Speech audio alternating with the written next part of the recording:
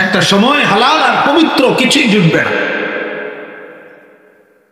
কোরআন কারীমের মধ্যে আছে আয-যানি লা ইয়ানকিহু ইল্লা যানিয়াতান আও মুশরিকা। আল্লাহ ওয়াদা দিছে কোন ব্যভিচারী পুরুষ, কোন জিনাকার পুরুষ সে বিবাহ করতে পারবে না। যাকে বিবাহ করবে আল্লাহ বলছে, হে দুশ্চরিত্র বেহায়া পুরুষ, আমি বলে দিলাম তোর কপালে বিবাহের নামে যে স্ত্রী জুটবে ওইটা হবে জানিয়া আও মুশরিকা, ওইটাও হবে আরেকটা ব্যভিচারিণী নারী অথবা কোন মুশরিক বেঈমান নারী। কোরআন শরীফের আয়াত। ওয়াযানিয়াতু লা ইয়ানকিহুহা ইল্লা জানিন আও মুশরিকুন। আল্লাহ বলেন এবং কোন ব্যভিচারিণী নারী, দুশ্চরিত্র বেহায়া যেই নারী, যেই কন্যা, তাকেও বিয়ে করতে চাইবে না কেউ। যেই চাইবে আল্লাহ বলেন সে হলো কোন ব্যভিচারী পুরুষ অথবা কোন মুশরিক পুরুষ। তো কোরআন শরীফের শুধু বাংলা অনুবাদ কইলাম, ব্যাখ্যা লাগবে না, তুমি তো তর্জমাটাই বুঝছো। ওয়াহুররিমা যালিকা আলাল মুমিনিন, এই আয়াতের শেষ অংশ হলো আল্লাহ বলে আমি রব্বুল আলামিনের পক্ষ থেকে ঈমানদার পুরুষ এবং নারীর জন্য ব্যভিচারিণী পুরুষ এবং নারী হারাম করে দেওয়া হলো, হারাম করে দেওয়া হলো। আমার দোস্ত, আমি আসলে জনপ্রিয়তা কিছু বুঝি না, আমি এই সমস্ত হুলস্থুল বুঝি না, এই ধাক্কা ধাক্কি ঠেলা ঠেলি আমি এগুলো বুঝি না। আমি যেহেতু ব্যক্তিগতভাবে কোনো প্রার্থী না, আমি এগুলা বুঝি কম। মানুষ বেশি কম, আমি এই হালিমিয়ার মাঠে এখন যেই মানুষ এখানে দাঁড়াইয়া বসে আছে, এখানেই আমি এর চাইতে 4 ভাগের 1 ভাগ মানুষ, 10 ভাগের 1 ভাগ মানুষের সামনেও আমি বয়ান করছি। হ্যাঁ হ্যাঁ, তখন আমি আনিসুর রহমানই ছিলাম, আজও আমি আনিসুর রহমান। অতএব এটার মধ্যে কোনো আহামরি কিচ্ছু নাই, কোনো কিছুই নাই দোস্ত। আমি হাত জোর করে বলি, তোমরা কষ্ট পাইবা। প্রত্যেকটা নওজোয়ান যারা মোবাইলে আসক্ত, নারীতে আসক্ত, ছবি, জিনা, ব্যভিচার, উলঙ্গ ছবি, অস্থিরতায়, বেহায়াপনায়, আল্লাহ নাই, নামাজ নাই, সেজদা নাই, খোদার কসম সন্তান, তোমার জীবনটা দুর্বিষহ। যদি আল্লাহ তোমার হায়াত দেয়, আগামী হায়াত তুমি খুব যন্ত্রণা পাই, কষ্ট হবে, তোমার অনেক কষ্ট হবে। যার স্ত্রী অসৎ, যার পারিবারিক জীবন অশান্তি, খোদার কসম তার দুনিয়াটাই জাহান্নাম, তার দুনিয়াটাই জাহান্নাম।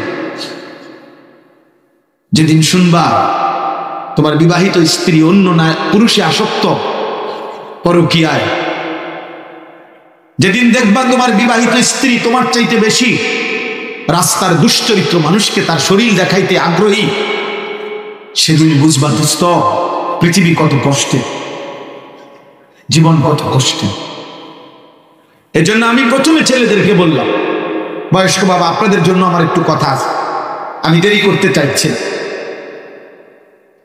তোমাদের কিশোর যুবককে বললাম, তুমি কষ্ট পাইবা বাবা। আল্লাহ নবী সাল্লাল্লাহু আলাইহি ওয়াসাল্লাম বলছেন, লাম তাজহারিল ফাহিশাতু ফি কওমিন হাত্তা ইউলিনু বিহা ইল্লা ফাশা বাইনাহুমুত তাউন ওয়াল আওজা আল্লাতী লাম তাকুন মাদাত ফি আসলাফিহিম। আল্লাহ নবী বলেন, কোন সমাজে ছেলে মেয়ে নারী পুরুষের অশ্লীলতা, জিনা, ব্যভিচার, বেহায়াপনা, হারাম প্রেম, হারাম সম্পর্ক, এটা যদি বেড়ে যায়, প্রকাশ্য হয়ে যায়,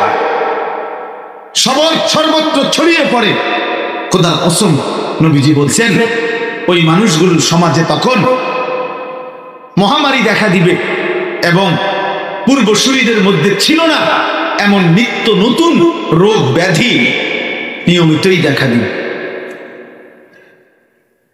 আজকের পৃথিবীতে করোনা মহামারী ছিল করোনা নিয়ন্ত্রণ হয়েছে না নাই এটা ওরাই বলতে পারবে, কিন্তু এইডস নামের যেই মহামারী, এই হারাম যৌনাচার, লজ্জাস্থানের হারাম নাপাক ব্যবহার, খোদার কসম এটা আজকে পর্যন্ত পৃথিবীতে এই মহামারী শেষ হয় না, এখনো আছে, এখনো আছে।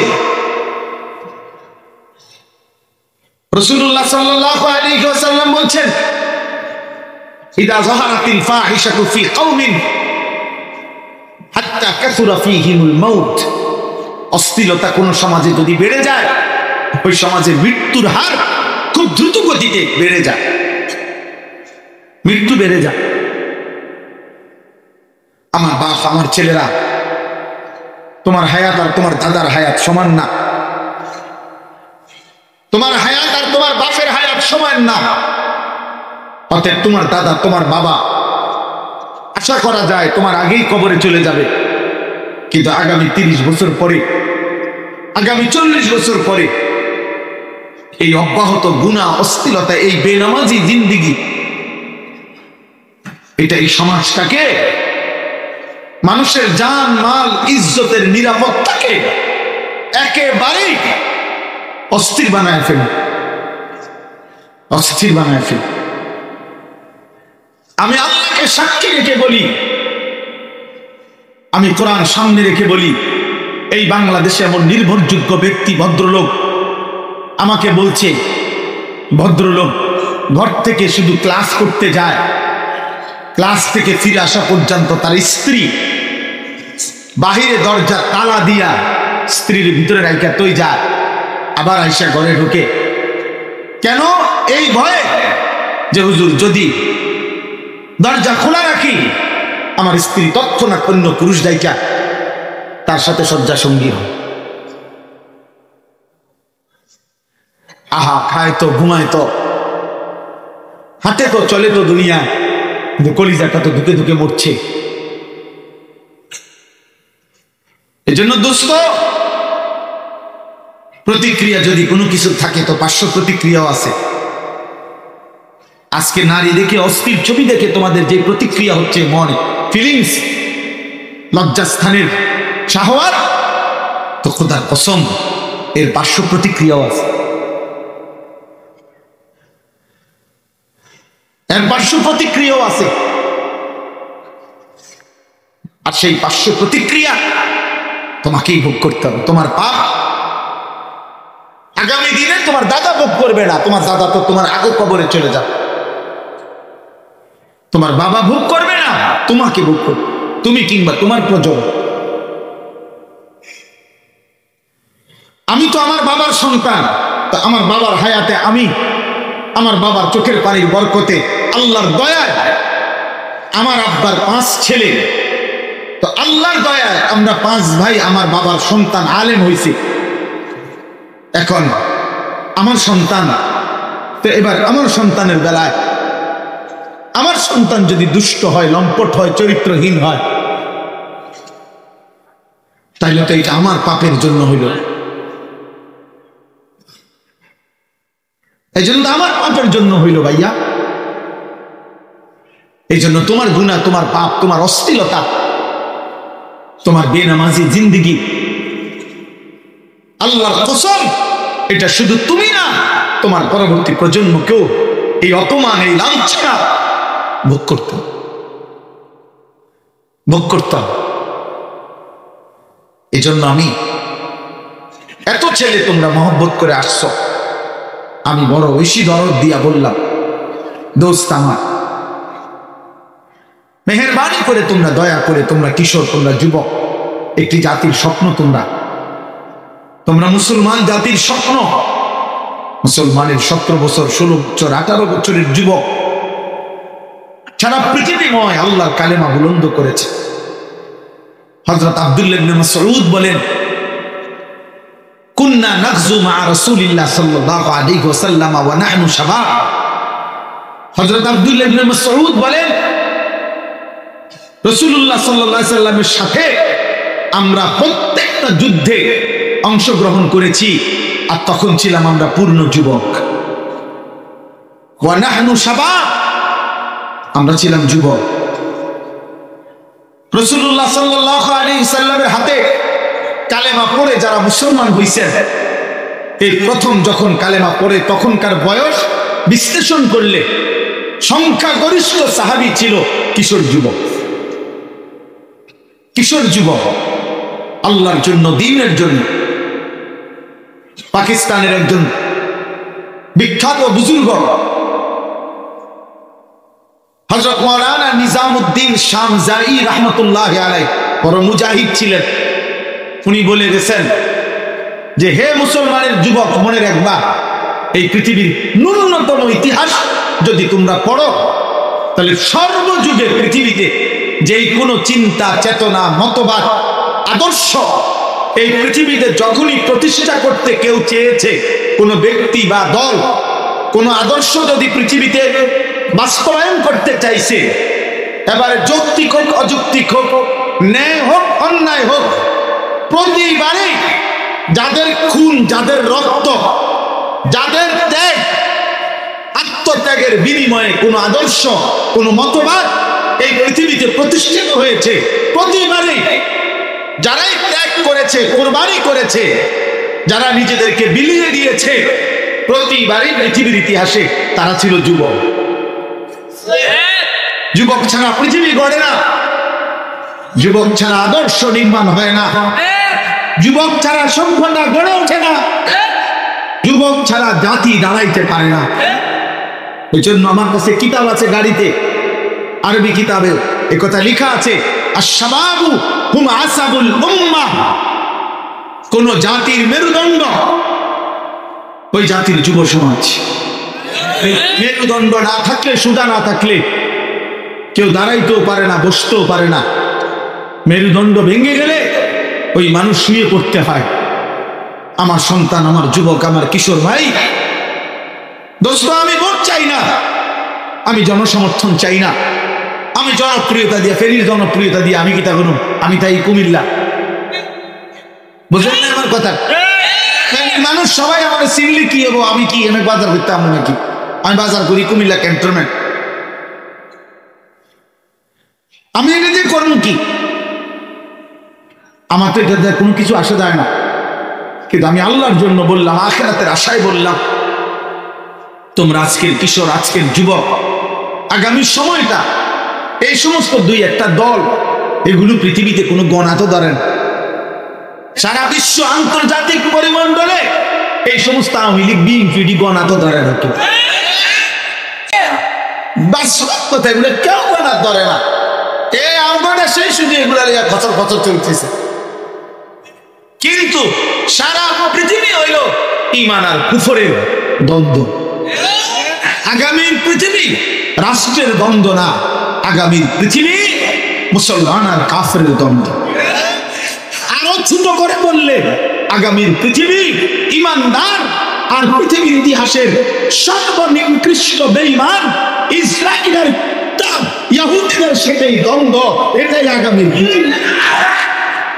আমরা চাই বা না চাই, আমরা চাই বা না চাই, খোদার কসম যুবক, তুমি কিংবা তোমার আগামী প্রজন্ম সারা পৃথিবী জুড়ে ইহুদিদের বিরুদ্ধে, ইসরায়েলের কুত্তাদের বিরুদ্ধে লড়তেই হবে, লড়তেই হবে, লড়তেই হবে, নয়তো জান দিতে হবে। হয় জীবন নেবা, নয়তো নিজে মরবে, এর বিকল্প কিছু হবে, এর বিকল্প। টিপো তোমরা মোবাইল, দেখো নারী, অতএব এটা জরুরি আমাদের জন্য, এটা জরুরি। যুবক ভাই, আমি অনুরোধ, তোমরা এমন সুন্দর হায়াত কাজে লাগাও। রাখো রাখো, সবাই চিৎকার করো না, কাজে লাগাও। তোমরা তোমাদের এই সময় বড়, নিজেকে তোমরা সময়টা লাগাও কাজে, কাজে লাগাও। শুধু শুধু মোবাইল টিপো না। যদি মোবাইল দেখতে চাও, আল্লাহর কথা শোনো, কোরআনের তিলাওয়াত শোনো, রাসূলুল্লাহর একটা সুন্নাত শিখো, কোরআনের একটা একটা অক্ষর শুদ্ধ। আজকে কোরআন মোবাইলেও তুমি কোরআন শরীফ শুদ্ধ করতে পারো, তোমারে পড়াবে কোরআন এরকম অক্ষরে অক্ষরে। তো তুমি দেখো, কিছু শিখো, কিছু করো, কিছু ভাবো, তুমিও পৃথিবীর জন্য, ইসলামের জন্য তোমার সাধ্যমতো কিছু করো।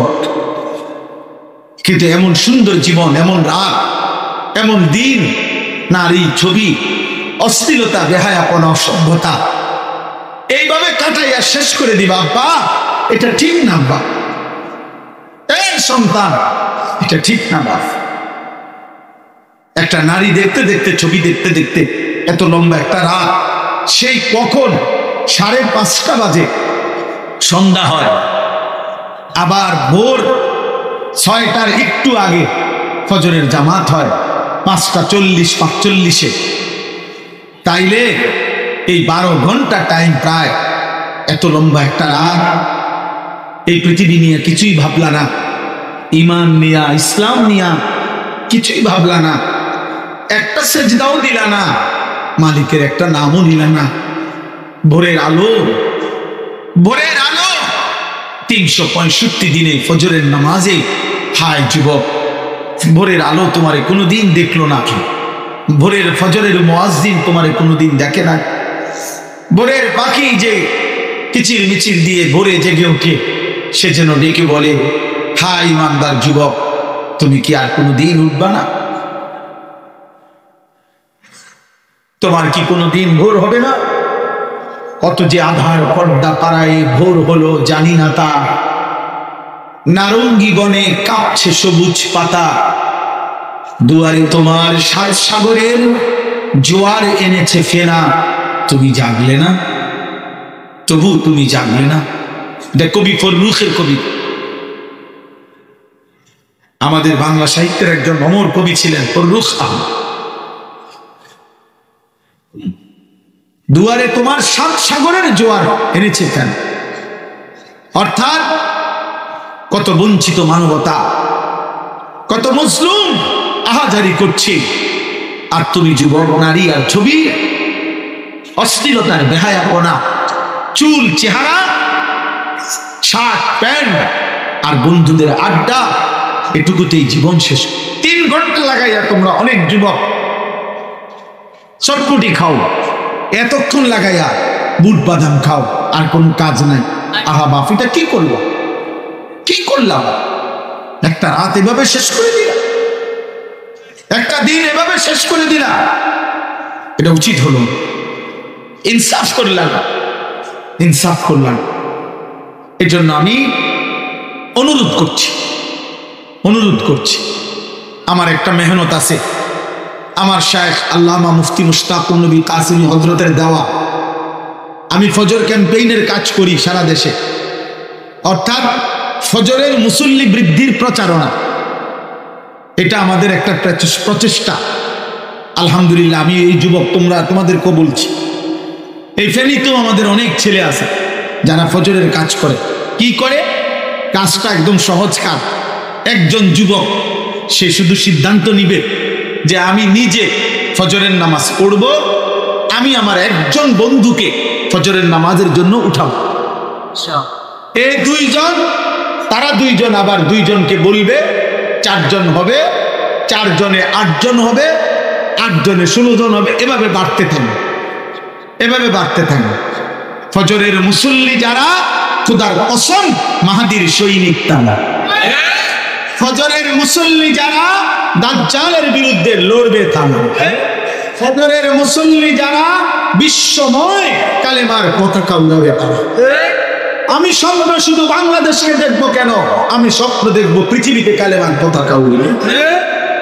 আল্লাহর নবীর ওয়াদা এটা, নবীর ওয়াদা। মাহদী আসবে, দাজ্জাল বের হবে, দাজ্জালের পতনও হবে। শেষ ইহুদিরা পাথরের আড়ালে, গাছের আড়ালেও যদি লুকায়, আল্লাহর নবীর ভবিষ্যৎবাণী আছে, ওই পাথর কিংবা গাছ ইমানদার মুজাহিদ, মুসলিম মুজাহিদকে ডেকে বলবে, এই মুজাহিদ, আমার পিছনে এক ইহুদির বাচ্চা, এক বেঈমান লুকায় আছে, ওরে ধর, ওরে হত্যা কর। পাথরের কোণ থেকে টেনেও ইহুদির বেঈমানকে ইমানদার মুজাহিদ হত্যা করবে। বিশ্বময় কালেমার পতাকা উড়বে। তুমি যেন হও সেই বিপ্লবের সৈনিক, তুমি যেন হও সেই কালেমার সৈনিক। এর জন্য ফজরের মুসল্লি হইতে হবে, হাদিসের বাণী। ফজরের মুসল্লি। কোন মুসল্লি বলেন? কোন মুসল্লি? 30 বছরের নিচে যাদের বয়স, হাত উঠাও। না না, বুড়া না, 30 বছরের নিচে। হায় হায়, মুরব্বী কো?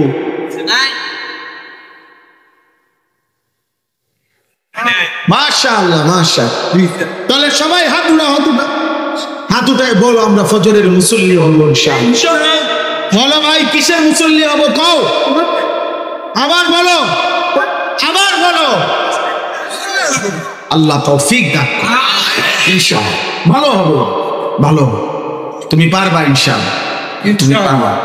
তুমি যুবক পারবা, পারলে তো যুবকই পারবে, পারলে তো কিছু নওজোয়ানই করবে ইনশাআল্লাহ। ঠিক আছে না? ইনশাআল্লাহ। নবীজির সাহাবী যায়েদ ইবনে সাবিত 16 বছর বয়সে হযরত আবু বকর সিদ্দিক রাদিয়াল্লাহু তাআলা ওনাকে জিজ্ঞেস করছিলেন, যায়েদ তোমার বয়স 16, আল্লাহর কোরআন 30 পারা একত্রে সংকলন করতে চাই আমার খেলাফত আমলে। এটা বিশাল বড় কাজ।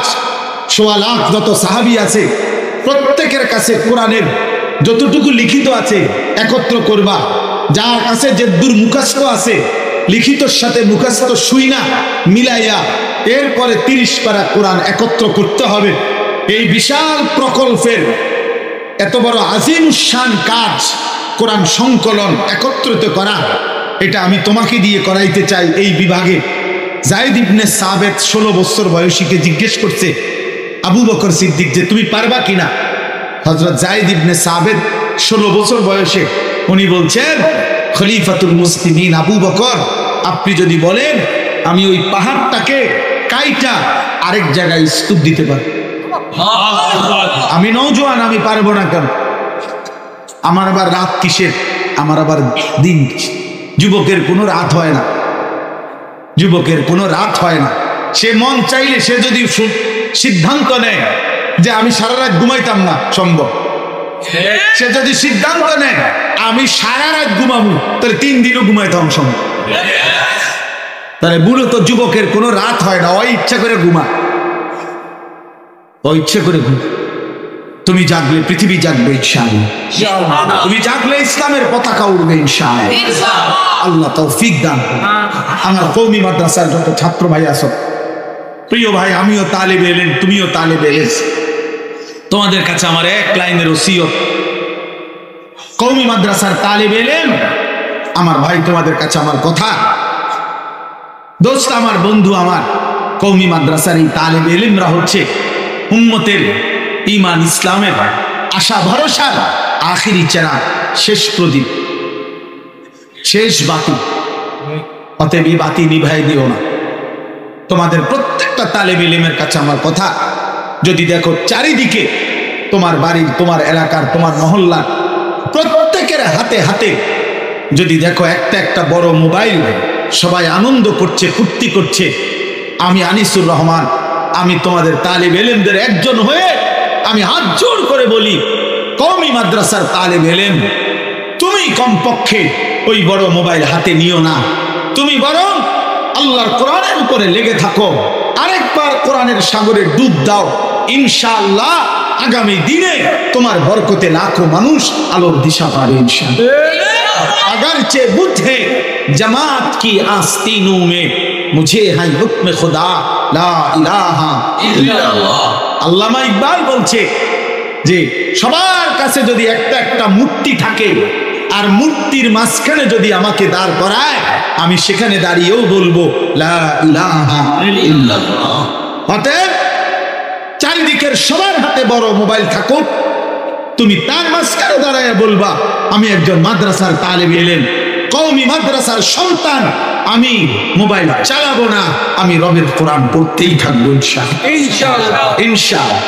বয়স্ক বাবা, চাচা, দাদা যারা আছেন, আপনাদের কাছে বলি, আপনাদের বড় একটা দায়িত্ব, আপনারা যারা অভিভাবক, আপনাদের এটা বড় জিম্মাদারি, নিজ নিজ অধীনস্থের ঈমান, আমল, আখিরাতের হেফাজতে সর্বোচ্চ চেষ্টা করা।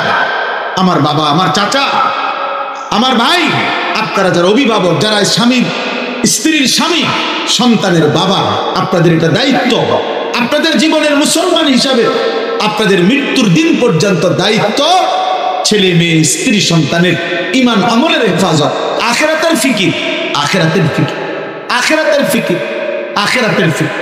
অতএব আমি আপনাদের কাছে অনুরোধ করছি, আপনারা শুধু বিদেশ, শুধু চাকরি, শুধু ব্যবসা, শুধু বাজারের ভিড়, শুধু একটা বিল্ডিং, খাট পালং আর সোফা আর ফার্নিচার আর নগদ কিছু টাকা, এটুকুর ব্যবস্থা করে দিয়া জি ফুড বউ বাচ্চার জন্য, এরপরে খুশিতে তৃপ্তিতে আপনি কবরে যাইয়েন না।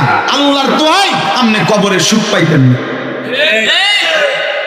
আপনি কবরে সুখ পাবেন না। আপনাকে হিসাব দিতে হবে আপনার স্ত্রীর নামাজ, আপনার ছেলে মেয়ের নামাজ, আপনার পরিবারের অধীনস্থদের ঈমান আমল, আখিরাত, এটা আপনাকে হিসাব দিতে হবে। আপনার অধীনে দিছিল আল্লাহ তাদের। অতএব আপনারা খামখেয়ালি করবেন না। সর্বশেষ কথা হইল, আমি শুধু এই 4টা আয়াতের তর্জমা বলি, তাইলেই আমার কথা শেষ। আল্লাহ তাআলা বলছেন, মক্কার কাফের কুরাইশরা, মুশরিকরা প্রতিদিন নবীকে বলতো, মুহাম্মদ, আমরা মাটির সাথে কবরে মিশে যাব, কিভাবে আমরা আবার আখিরাতে হাসরের ময়দানে আমাদেরকে আল্লাহ উঠাবে কেমনে নতুন করে, এটা তারা বুঝতে চাইতো না।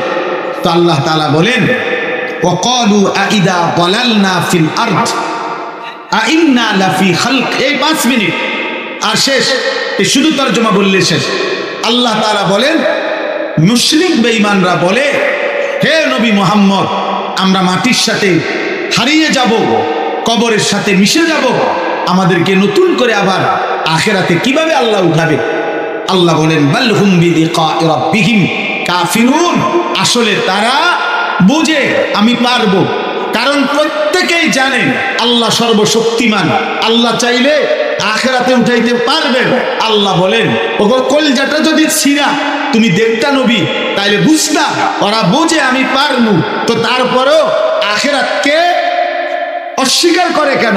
আল্লাহ বলেন, কারণ তারা আমার মুখোমুখি হইতে অপছন্দ করে, অস্বীকার করে, কারণ তারা জানে আখিরাতকে মেনে নিলেই, হাসরের মাঠকে মেনে নিলেই আজকের এই চুরি চামারি, আজকের এই সুদ ঘুষ, আজকের এই চুরি জেনা, মদ জুয়া ব্যভিচার, এই অসভ্যতার নোংরামির এই সয়লাভ তারা করতে পারবে না।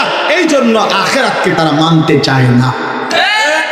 আল্লাহ বলেন, কুল, আপনি নবী বলে দেন, তোমরা মানো কিংবা না মানো, বুঝো কিংবা না বুঝো, ইয়াতাওয়াফাকুম মালাকুল মাউতিল্লাযী বুক্কিলা বিকুম, আমি আল্লাহর পক্ষ থেকে নির্ধারিত মালাকুল মউত আজরাইল তোমাদের প্রত্যেকের জান কবজ করবে, মরতেই হবে।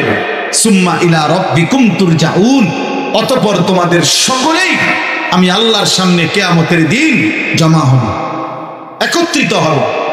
এরপরে আল্লাহ বলেন, ওয়ালাউ তারা ইদিল মুজরিমুনা নাকিসু রুউসিহিম ইনদা রাব্বিহিম।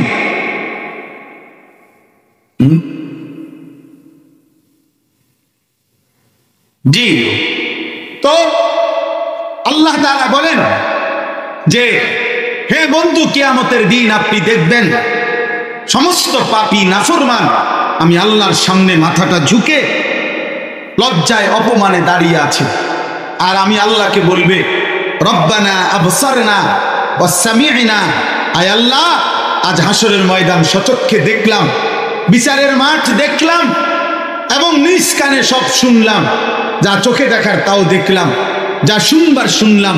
অতএব ফারজি'না না'মাল সালিহান ইন্না মুকিনুন, আমি পুরাপুরি বিশ্বাস করছি আখিরাত, এখন আপনি আমারে দুনিয়ায় পাঠান, আমি এবার গেলে নেক আমল করব। বুঝেন নাই? হাসরের মাঠ থেকে প্রত্যেক পাপী দুনিয়ায় আসতে চাইবে, নেক আমল করতে চাই। এজন্য আমি সব সময় বলি, যুবক, আজকে যারা নামাজ পড়ো না, খোদার কসম, এই নামাজ তোমার পড়তে মন চাইবে একদিন, সেদিন হাসরের মাঠ, সেদিন বলবে বান্দা লক্ষ কোটি বার, আল্লাহ একটা সেজদা দিতে সুযোগ দেন, আল্লাহ বলবেন না, না, ওয়ালাউ শি'না লাআতাইনা কুল্লা নাফসিন হুদাহা ওয়ালাকিন হাক্কাল কওলু মিন্নি। আল্লাহ বলেন, আমি চাইলে দুনিয়াতে আমার নিজের থেকে বাধ্য করে আমি তোমাদেরকে ইবাদত করাইতে পারতাম, আমি চাইলে সেজদা না দিয়া কেউ থাকতে পারত না, কিন্তু তাইলে তো আমি বাধ্য করাই, এই যদি করাই তাইলে পুরস্কার দেব কাকে, পরীক্ষা নেব কার?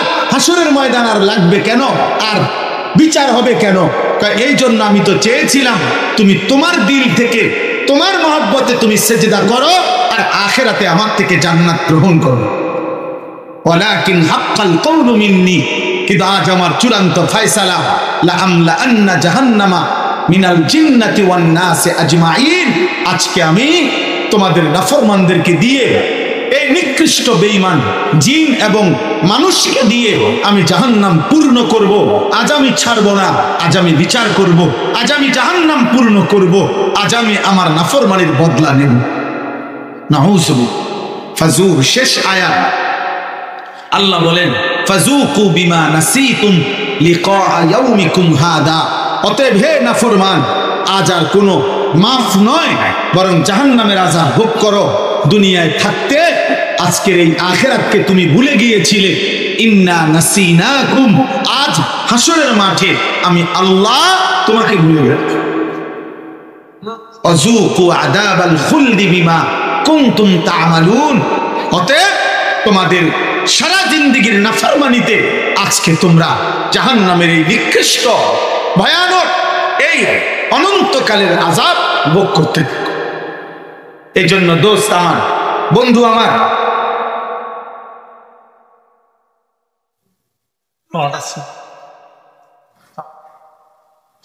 মাশাআল্লাহ, এই জন্য আমরা প্রত্যেকে ইনশাআল্লাহ, আমার কথা এটাই, কিশোর ভাই, যুবক ভাই, বয়স্ক বাবা, পর্দার আড়ালের মা বোন, আমরা প্রত্যেকেরই উচিত আখিরাতের ফিকির করা, গুনাহ ছেড়ে দেওয়া, আল্লাহ তাআলার ইবাদতের প্রতি মনোযোগী হওয়া। আল্লাহ আমাদের সকলকে তৌফিক দান করেন, কবুল করেন। আমরা এই 2-4 মিনিট মাদ্রাসার জন্য আলহামদুলিল্লাহ সব সময় আপনারা দিয়ে থাকেন, আজকেও নগদ টাকা দিছেন। এরপরে আরো মাদ্রাসার নির্মাণ কাজ চলতেছে, এরপরে বোর্ডিং এর মধ্যে প্রায় প্রতি মাসে 50 বস্তা চাউল লাগে আলহামদুলিল্লাহ। এই জন্য আমি আরো 2টা মিনিট, দিলেও 2 মিনিট, না দিলেও 2 মিনিট, আর কেউ মাদ্রাসার জন্য যারা নিয়মিত চাউল দেন বা নতুন করে দিবেন আগামী সিজনের জন্য, এরকমও যদি কেউ বলেন, দয়া করে 2টা মিনিট বলবেন কিনা বলেন, যদি কেউ থাকেন বলেন। মাদ্রাসার নির্মাণ কাজে এবং মাদ্রাসার অথবা বোর্ডিং এর চাউলের জন্য যদি দয়া করে থাকে কেউ বলতে পারেন, আল্লাহ আপনাদেরকে তৌফিক দান করে। বলেন বাবা, যদি এমন কেউ হন বলেন, আল্লাহ বরকত দেবে। আমরা এক্ষুনি দোয়া করছি, এক্ষুনি শেষ করছি, বলেন ইনশাআল্লাহ। আল্লাহ আপনি তৌফিক